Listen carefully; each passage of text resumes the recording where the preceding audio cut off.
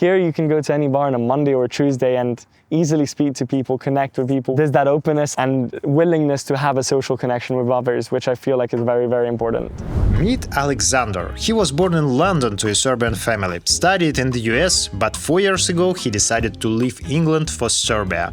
Now he runs a retreat business in Spain while keeping Belgrade as his base. He shared what shocked him about life in London, how Western values clashed with his Serbian upbringing, and what the Serbian dream really means. Ajmo. Over the past 5-6 years when I have been in London and I leave it, I'm happy because, let's say I called it an escape. I was going to a different country or Serbia or whatever, and it just felt like having more freedom because London, I think it's a phenomenal place to visit and be a tourist in. But to live, I don't feel like that quality of life matches the quality of life maybe in Serbia or in different parts. There's crime literally in the nice neighborhoods that used to be, the, let's say, top neighborhoods. Now there's even crime in them. I'm worried for my parents when they're walking out of the house because of the amount of knife crime or phone jackings there are. Prices are through the roof. I basically stopped drinking in London because I can't see the value or understand to pay £9 or £10 for a pint of beer in a pub. And also it's the obsession with work and money and not having that social life. Ultimately it's the people you're around that make that, and I feel more of that in Serbia and in Spain than I do in the UK. When I go there, I want to hang out with a friend.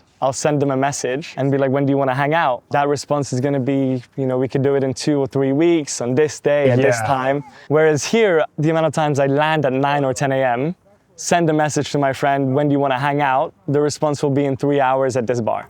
I think that's also a big part of the culture in terms of the mentality of how people like to prioritize the social life opposed to needing everything fixed and planning in advance and having those long journeys to see each other, which can be an hour and a half, 2 hours, depending where in London you are. So that easiness here, I've always resonated and liked more than, let's say, the hectic lifestyle of London. So you were working as a salesman in London. What I didn't like is the way people behave in London when they do it.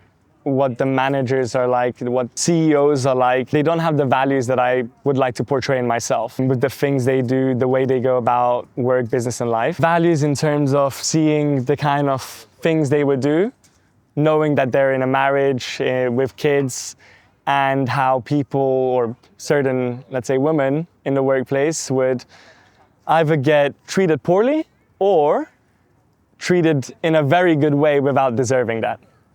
And getting, let's say, those benefits. And it happens in London a lot more often than you think with the big managers and company owners, which I kind of wanted to escape after learning some of the good things that they have to offer, which they do. They did have their own skills in terms of how you sell, the importance of listening, questioning, understanding the needs, the values, which I think are all very good qualities to have, but you don't need to be in an office job or in London to do that. And in London, this hectic life, it's because of a lot of people struggling to earn money. Especially now, the cost of living, it really is in a crisis. And let's say even if you're basing it on average wages, average salaries, you can't live on that in London. You need to be doing something else, or you're completely polarized by having to work non-stop and avoid the social life. And what you realize is people will, work insane hours, 8 a.m. till 7, 8 p.m.,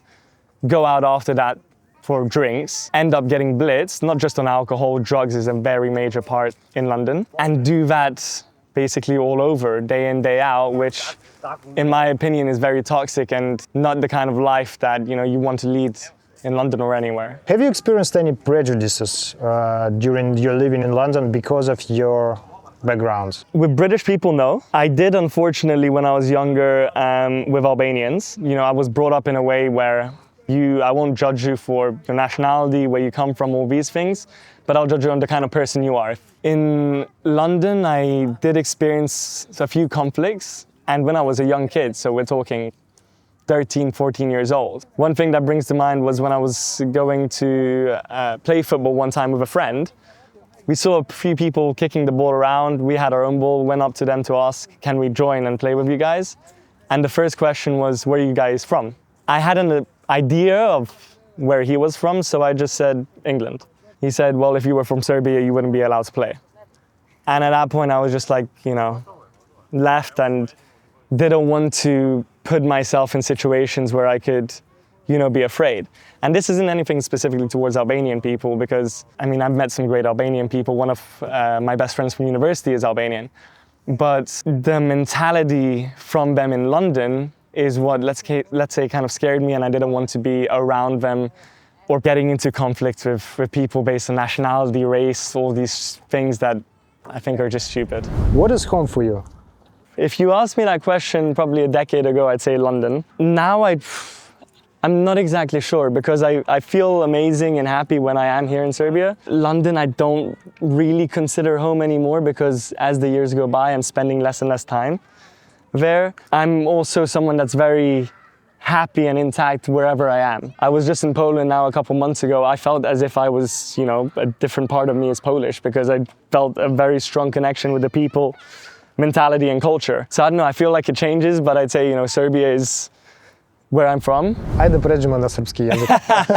Kako se učio jezik u engleskoj? Kroz roditelje i u školi, srpskoj školi svake nedelje, što sam iskreno mrzo, pošto nisam teo da idem u još jednu školu, pogotovo za vikend, ali nikad nisam mogao da izbacim ovaj naglasak koji imam, što od početka sam stvarno mrzo. Nije mi se sviđao naglasak, pogotovo kad sam se preselio ovdje za Srbiju za vreme covida. Zato na kec se vidi da nisam odavde. Sa druge strane, kad sam počeo da budem ovdje mjesec, dve, tri više, počeo sam da upoznajem ljude koji mi kažu uopće im ne smeta moj naglasak, čak neke devojke kaže da im veoma seksi i lepo, što pomaže i meni, lepše mi je, ali generalno kroz roditelje, kroz brata i s tim da sam dolazio ovdje barem jednom godište. Koja je tvoja najomiljena hrana u Srbiji? Ćevape, nema bolje. Samo ćevape? Ćevape, pljeskavice, jagnjetina, prasetina, uglavnom šta god da je meso, to je za mene. Sve ova druga strana, šopska salata, kajmak, kifle, možda burek ponekada, to sve mi se ne sviđa i ja sam više samo za meso. Kako bi ti uporedio srpsku hranu sa engleskoj hranom? Engleska nema hrane. Engleska ima fish and chips. Samo fish and chips? Imaju shepherd's pie i Sunday roast. Aha. Ali engleski generalno nema svoju hranu. Gdje god vidiš, vidjet ćeš kinesku hranu, indijsku hranu, sve osim neke engleske hrane. Srpska je, ja bih rekao, ubedljiva, jedna od najboljih na svetu, ali što se tiče ukusa, ambijenta i kako je hrana, meso je fenomenalno. Sa druge strane, nije najzdravija hrana. Pogotovo ako kao ja sam ovdje sada posljednjih 3 nedelje, svaki dan jedem ili ćevape ili pljeskavicu. Nedostaje mi, ali znam da isto nije najzdravije, ali bih rekla srpska kuhinja je jedna od najboljih. Pogotovo svi stranci koji dovedemo ovdje da vidu Belgrade ili da putujemo oko Srbije, svi se oduševlju. Da li postoje neka stvar koju ima i Englezi i Srbi? Da kažemo ljubav prema pivu. To je veliko u engleskoj kulturi, a i što je ovdje. Ovdje ljudi više vole rakiju. Ne znam, ja bih rekao da ima taj miks između rakije i pivo. Obično u kafani svi naručuju jedno točeno i onda jednu rakijicu. Što nije najpametnije što se tiče miksovanja, ali rakija je super. Rekao bi i Englezi kad dođu ovdje obožavaju rakiju i ima smisla u ona fraza rakija connecting people. Da, rakija je bolje nego viski. Ja bih rekao. Šljiva, dobra šljiva je bolje od bilo koji viski, za mene. What do you think in general people in Western countries in Western Europe don't understand about Serbia? I think the people and the culture is the main thing. With a lot of people that you meet, they can associate Serbia with, bad things, politics, things that really don't portray what Serbia is like, what the people are like. But I also think that's due to the way media portrays Serbia, tries to point the finger of Serbia as the bad guy, as not wanting to, accept certain things that the West, I feel, tries to propagate into Serbia. I do think there needs to be a lot more education around it, but overall I'd say it is getting better. Having traveled to a lot of countries, have been living in 2 countries. What did you understood about you as a Serb? Wherever I travel, doesn't matter where I am. If I meet someone that's from Serbia or the Balkans or Croatia, ex-Yugoslavia, I'll try to connect with them. And I would say 90% of the time, it's always great. It's always fun. We have similarities and we'll get along perfectly. And I feel like that is brought upon me due to the fact that I always, was interested, let's say, a bit more into the Serbian culture, especially growing up with my parents that were only speaking Serbian, more or less, apart from work. And learned a lot of different values from them that I brought into. I feel like from a young age, I was always brought upon that fact to learn Serbian, speak Serbian, even though it's not the best. I have my accent, but also connect with Serbians wherever I am, due to the fact that there is that similarity with the mentality, what we like to talk about, which is just purely different to, let's say, Brits or Americans, which is okay. Everyone's different and connects differently. But I feel like those things really helped me become, let's say, more Serbian. What part in you is Serb? What part is Brit? Or maybe the American? American zero, because I only spent university there. British, I would also say I'm thankful for a lot of things revolved around Britain, but me as a person, I'd say I'm Serbian. Both my parents are Serbian, my whole background's Serbian, so I'm Serbian, but I'm also someone that's very open to people from different countries, different nationalities, exploring different places, and connecting with different people, regardless of where they're from or our mentality. Let's say a citizen of the world, if you will. What actually Brits know about Serbia? Football players is the main thing, so Nemanja Vidic, Matic, all the players that succeeded in the UK. Apart from that, I'd say nightlife, and that might be it. They're not, let's say, as Americans, which know much less, but I feel like over the past maybe decade or so, more and more Brits are learning about Serbia, whether it's through sport or because of the fact there were extremely cheap flights from London to Serbia for them to go on bachelor parties or city trips. But I think they are learning a bit more about it, which is good. You have been learning Russian language. I learned Russian a little bit during my time in the US in university. But then life and things got into the way that I stopped. But I'd like to pick it up again at some point. Почему ты учил русский язык? Девочка. That was the main reason. And perhaps, let's say, the only reason at that time. But I would like to go back and learn more Russian to be able to, let's say, travel more freely when I do go to Russia again. Do you think Serbian girls are less beautiful than Russian girls? No, I'd say they're both beautiful. I don't want to pick and choose the nationality based on anywhere. I think both Serbian and Russian women are very stunning. There's a reason why a lot of people from the West like them. But yeah, I'd say they're both amazing, but it's to each their own. In America, you've tried to pitch to venture companies your project. Yeah, that was a project I started with the help from my professor of entrepreneurship in university. And it was a medical bracelet designed to help track deep vein thrombosis, DVT. I did some pitch competitions, won a bit of money, and was developing everything. But unfortunately, I wasn't able to get an extension on my visa and decided to leave. But it was an amazing experience, especially pitching, speaking to different people, meeting high-value people, getting their feedback, which is helping me in terms of how I'm going about business today. I would like to go to America one time and try to go into the business of content creation because it's like a big hub. I'd say the number one thing is the possibility of meeting people that are very successful, but having them being open-minded and being open to have a chat with you. I met one of, let's say, the most successful people from that ever graduated the university, a multi-billionaire, who I met him on campus. He was doing a talk, and I just asked him whether he would be open to having a chat with me, and graciously accepted it. We went to Starbucks the following week, had a conversation, completely human conversation, and didn't feel that kind of pressure from him in terms of taking away time from his day, asking him these questions. But he was very open, had understanding, and was different to maybe wealthy people in different countries that have a need to completely show off or think that they're up there and you're down here. And I loved that kind of openness they had. Do you think this situation is possible here in Serbia? I think it depends on person to person with the mentality they have. I think if you're focus is, sure, you have a lot of money and you want to use that money to, I don't know, show off with multiple different cars, feel like you're higher up than anyone else, and don't have that humbleness. I'd say in general, there's not too much I'd maybe want to learn from you. How much it happens here, the answer is I don't know. There are definitely, people that are wealthy, that are open to conversations and to helping you to, let's say, mirror their success. I have actually had a couple experiences that here in Serbia, where they have been open to have dialogues, to have conversations and offer feedback. So I feel like maybe it's a culture thing that maybe they're becoming more open to helping and understanding other people. You are into fitness. How it influences your everyday life? Massively, because I always want to ensure I'm moving my body. Whether that's going to the gym for an hour and just hitting the weights or going out for a couple hours walking. I want to ensure I'm moving my body because I've noticed the benefits I get from it, not just from, let's say, my standpoint of the physique, but cardio-wise, not needing to take as much breaths, controlling my breathing more, but also the benefits I think it has on my mind.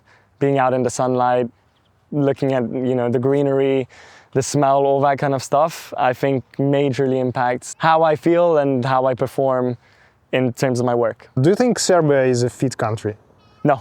Why? For one, it's unfortunate when we see how little there are football pitches and, let's say, basketball courts and stuff for kids to go out and play. I don't think there is as much as there needs to be.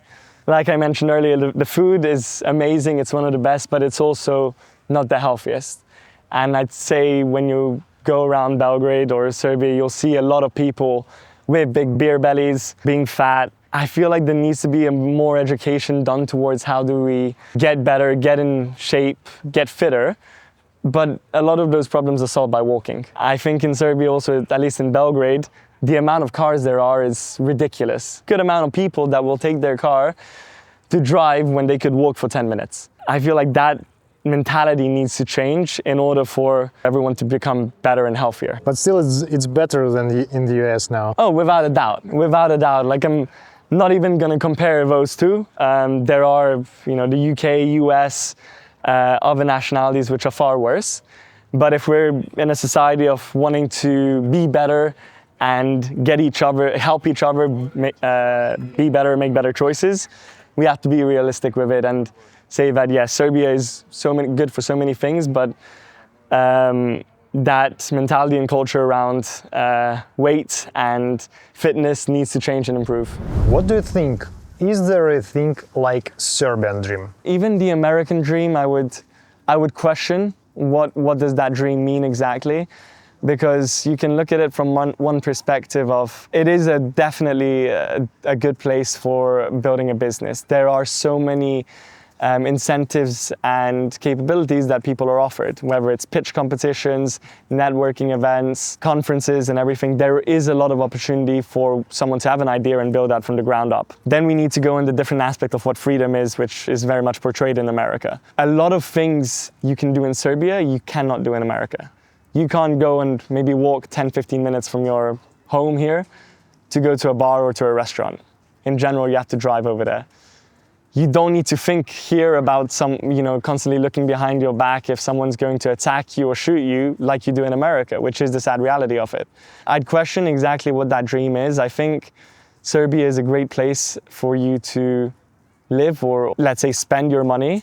Building a business and everything, it's too soon for me to know and answer that question. But if you have that open mindset and are curious about exploring, you can make that dream happen no matter which country you're in. As long as you feel happy and safe and ambitious, I think it can be done wherever. I think like Serbian dream, it can be in the same sense of having money to spend and having fun whilst doing what you like. Yeah. What that is, I feel like for every single person, that might be something else. Or maybe just sitting in kafana all the day Exactly. with friends. Exactly. I feel like, I walked down earlier at Knez Mihailovo at 9 a.m. The cafes are packed. People are out and about, into the open, not locked in at home or watching TV. They're outside, they're in nature or in the city. As I noticed, in London, people go out Thursday, Friday, Saturday. The focus of the mission is to get drunk. Here you can go to any bar on a Monday or a Tuesday and easily speak to people, connect with people, whether it's Serbs or expats and foreigners. there's that openness and willingness to have a social connection with others, which I feel like is very, very important.